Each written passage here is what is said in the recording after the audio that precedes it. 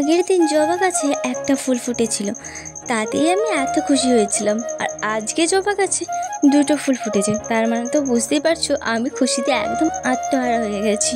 আর আজকের এই জবা ফুল দিয়ে আমি গোপালের পুজো করব। জানো, গাছ থেকে ফুল তুলতে না আমার ভীষণ কষ্ট লাগে, কিন্তু পুজো করতে হবে, তার জন্য আমি ভাবলাম আজকে জবা ফুল দিয়েই গোপালের পুজো করি।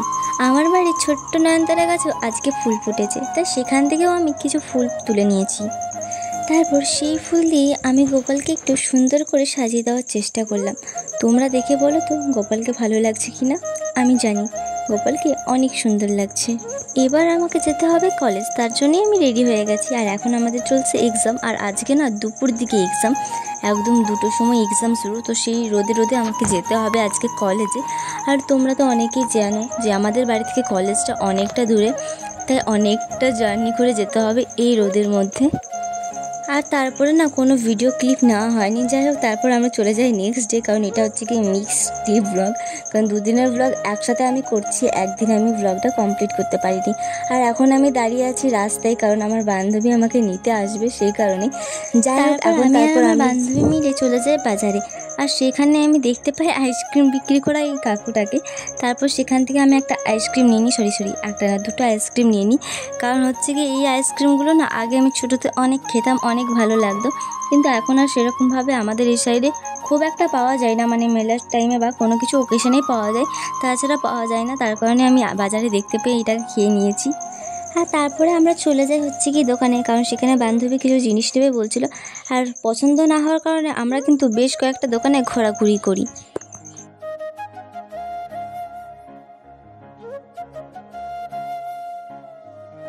আর বাজারে এসেছি, নার্সারি যাবো না, এটা আবার হয় নাকি? দেখো, আমার তো লজ্জা নেই, কারণ তোমাদের কাছে গাল শুনতে শুনতে আমি নির্লজ্জ হয়ে গেছি, তাই লজ্জাবতী গাছটাকে একটু লজ্জা দিলাম আর কি। এখানে আমি একটা পাতিলেবুর গাছ নিয়েছি, আর চারিদিকে খুঁজছিলাম যে নতুন কি কালেকশন আছে, দেখতে হবে, কারণ আমার বেশ কিছু গাছের প্রয়োজন এখন। কিন্তু এই নার্সারিতে বেশি কিছুর কালেকশন আমি দেখতে পাইনি, আর যেগুলো আমি দেখতে পেয়েছি সেগুলোর প্রাইস হচ্ছে কি অনেকটা হাই। তার কারণে এখানে আমি আর কিছু নিইনি, ভাবছি একটা অন্য নার্সারিতে যাবো অন্য একদিন, সেই দিনও কিন্তু তোমাদের সাথে আমি ভ্লগ শেয়ার করব। আচ্ছা, তোমরা যারা রানীগঞ্জ থেকে আমার ভিডিও দেখছো তারা প্লিজ একটা অন্য কোনো নার্সারির নাম বলো, যেখানে অ্যাফোর্ডেবল প্রাইসের মধ্যে অনেক অনেক কালেকশন দেখতে পাবো। আর তারপর আমি আর ভাইপো ঘোরাঘুরি করছিলাম এই রাস্তার মধ্যে, তখনই আমার চোখ পড়ে ওই জঙ্গলের মধ্যে থাকা একটা হলুদ এবং সাদা ফুল গাছের উপর। সামনে যেয়ে দেখি এই যে সাদা সাদা ফুল দেখছো, এটা হচ্ছে কি একটা কাটা টাইপের গাছ, যেটা বিষাক্ত গাছ আমি নামেই চিনি। যাই হোক, আর তারপর সাইডে দেখতে পেলাম একটা হলুদ কালারের ফুলের গাছ রয়েছে, যেটা আমার অনেক বেশি ভালো লাগলো। তাই ওই ঝোপের মধ্যে যে আমি এই হলুদ ফুলটা তুলে নিয়ে এলাম। তারপর দেখতে পাচ্ছি কত পিঁপড়ে এই হলুদ ফুলটার মধ্যে। কিন্তু আমার এই গাছটা এত বেশি ভালো লেগে গেছিলো যে এই গাছের চারা আনতে আমি পাশের বাড়ির একটা কাকিমাদের বাড়ি চলে যাই, কারণ আমি জানতে পেরেছিলাম যে তাদের বাড়িতে এই গাছগুলো অনেক আছে, তাই সেখান থেকে আমি চারা নিতে চলে যাই।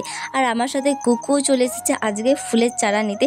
দেখো, আমি তো গাছগুলো নিয়ে নিয়েছি, কিন্তু বসাবো কোথায় এটাই ভাবছিলাম, কারণ আমার কাছে সেরকম কোনো এখন পট নেই এই গাছগুলো বসানোর মতো।